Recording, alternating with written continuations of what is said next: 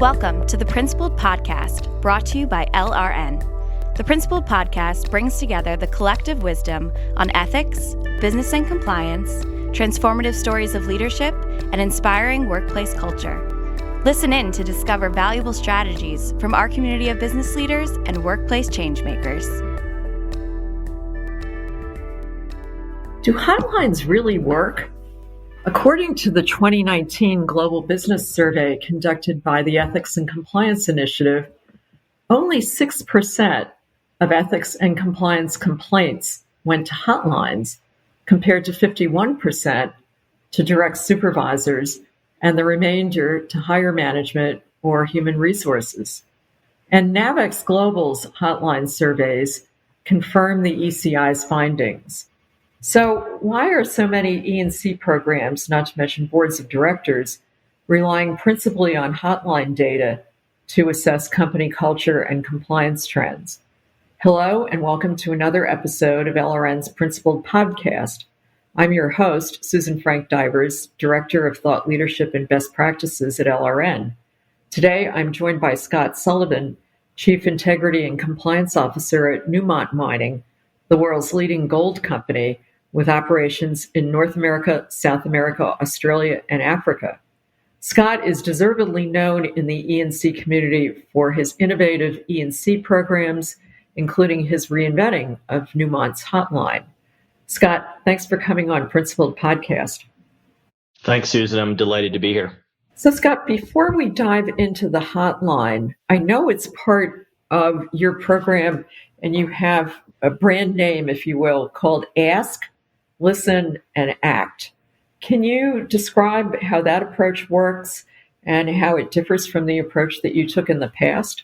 Absolutely. So I think while Speak Up remains forever important in what we do and what we will continue to do, we've really made a concerted effort to shift the paradigm and to shift the burden, so the Speak Up burden, from the aggrieved party or the victim to our leaders. So we've really migrated from a Speak Up centric culture to one where we ask, we listen, and then we act. So we're focusing on empowering and training our leaders at all levels, but including, most importantly, perhaps in the middle, our leaders to intervene and proactively reach out to our employee base.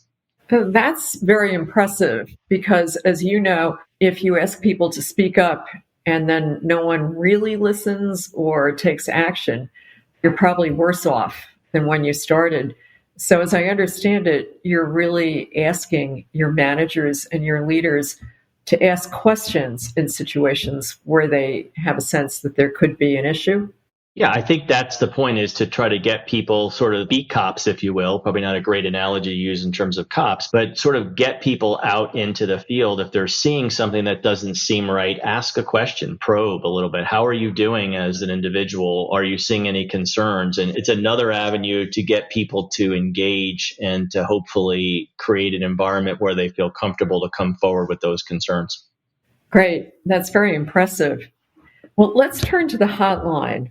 As we both know, Sarbanes-Oxley mandated that publicly traded companies have independent hotlines, but what are their limitations? Is your experience consistent with the ECI and the Navex findings that suggest that hotline data significantly underreports misconduct? Susan, maybe before answering that one, I'd like to comment on your introductory question, which is why are so many E&C programs, not to mention boards of directors, relying principally on hotline data to assess company culture and compliance?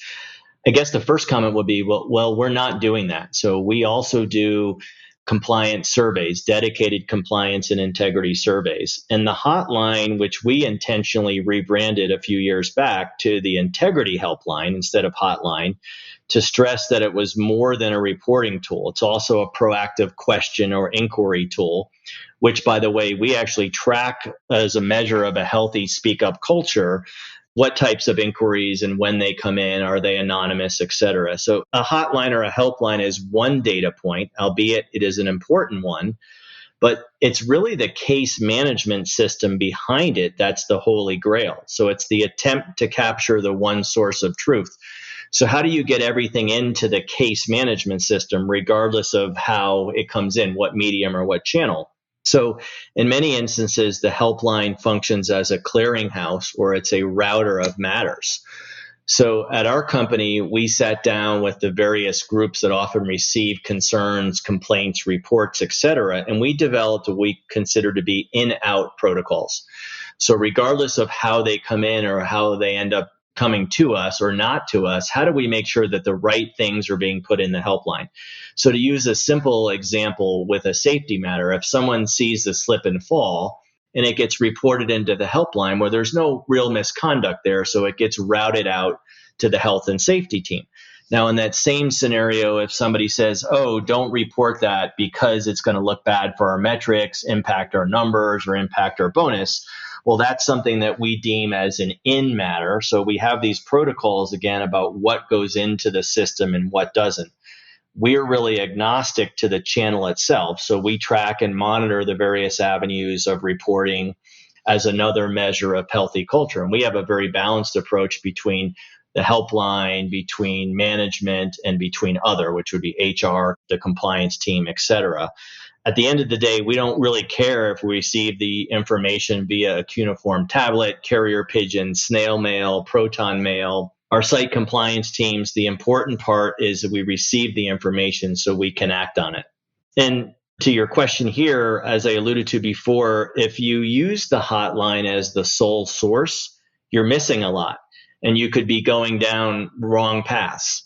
And I think the NAVEX benchmark report that recently came out talks about the opportunity of where you have a lot of missed information if you're only using the hotline. I think it's 2 times missed reporting if it's only the hotline.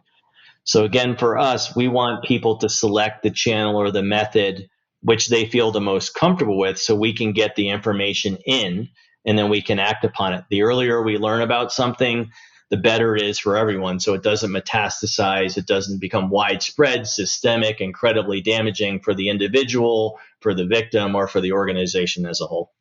So if I understand you correctly, you are seeking to capture everything, in a sense, everything that employees are concerned about or feel that they need help with or want to raise.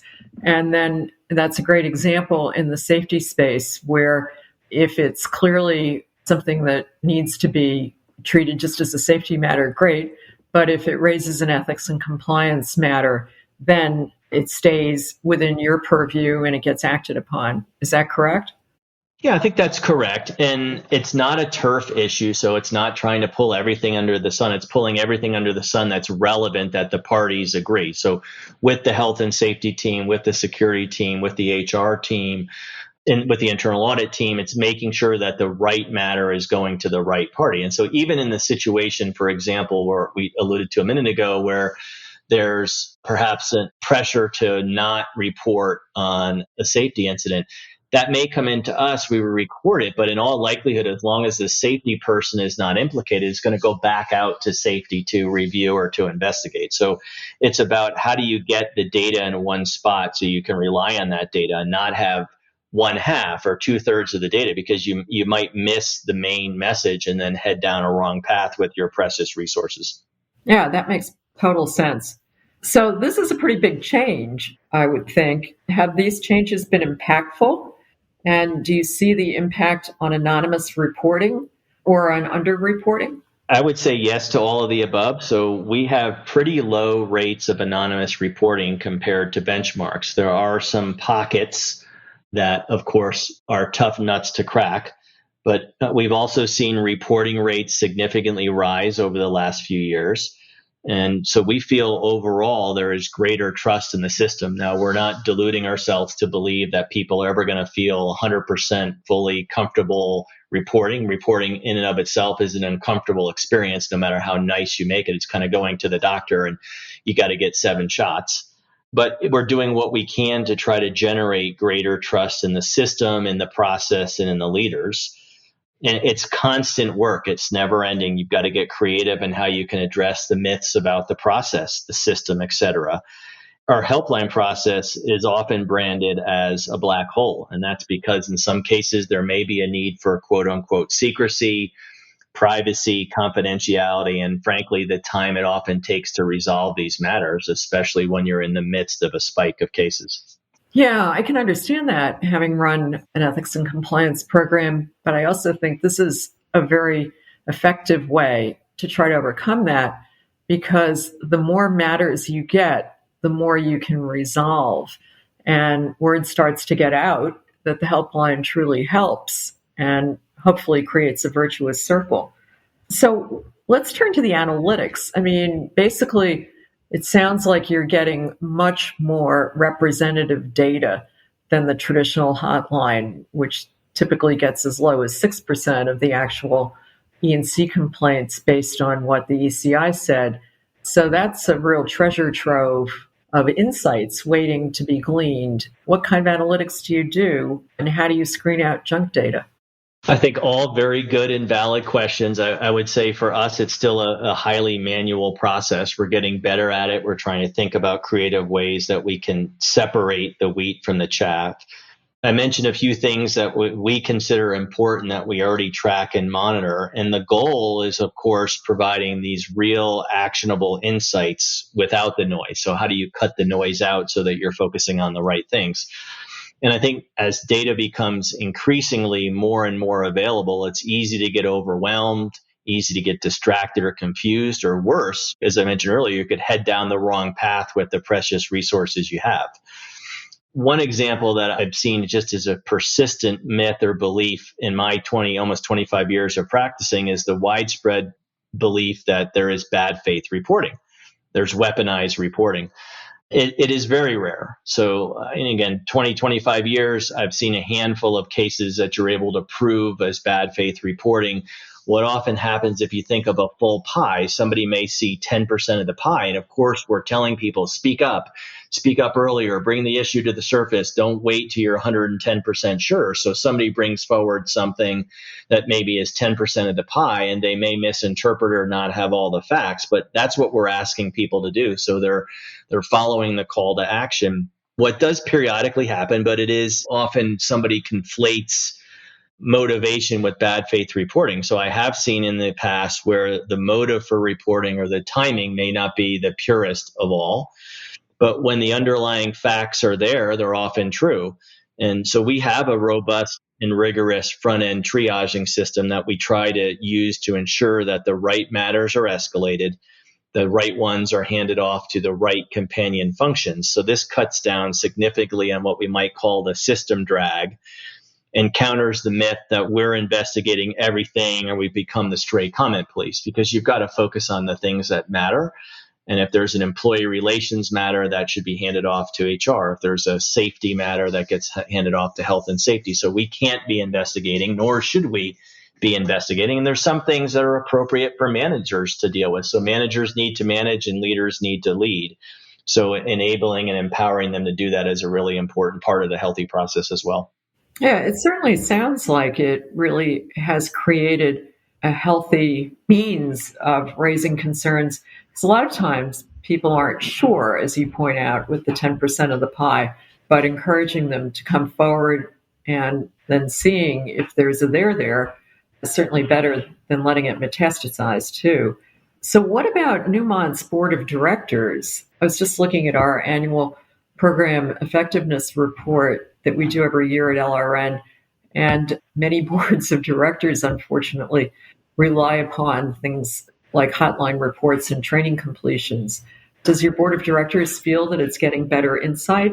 Yeah, I mean, I think in general they do. I mean, we have a lot of discussions about the data tsunami. So as we alluded to earlier, how do you separate the wheat from the chaff so that we're doing the heavy lifting? So what we're bringing and putting in front of them at the end of the day is the most important data and the insights so that they can understand what's really going on in the organization and provide the oversight and guidance accordingly. So I would say that's a journey, and we're by no means perfect on that. We're looking for ways to get better at doing that. So we're bringing the most important insights, the most important topics, the most relevant data points to the board and to the audit committee so they can help guide us through the process. Well, again, that has to contribute to the health of your ethical culture. Well, Scott, it turns out we're running out of time, unfortunately. It's always wonderful to speak with you. And I hope we can get you back in a couple of months and see how that's working out. That would be great. Thank you very much for the opportunity. My name is Susan Divers, and I want to thank you all for tuning in to the Principled Podcast by LRN. We hope you enjoyed this episode. The Principled Podcast is brought to you by LRN.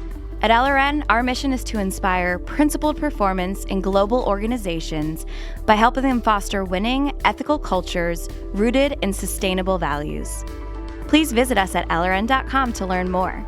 And if you enjoyed this episode, subscribe to our podcast on Apple Podcasts, Stitcher, Google Podcasts, or wherever you listen. And don't forget to leave us a review.